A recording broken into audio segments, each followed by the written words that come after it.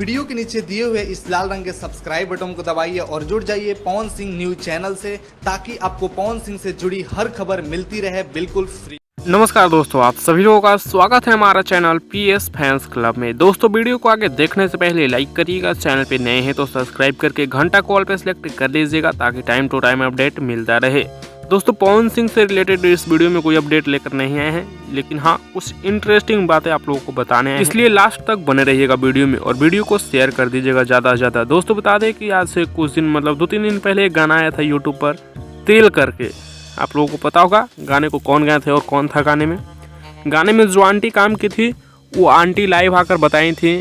उसका दूसरा गाना आया था उससे पहले, तो उसमें बताई थी कि जो गाना डिजर्व करता है जहाँ उसको लाइए, और जो खाना पुराना हो जाता है तो उसको निकाल के फेंक देते हैं फ्रिज में से। वही हाल हुआ है आंटी के गाने के साथ।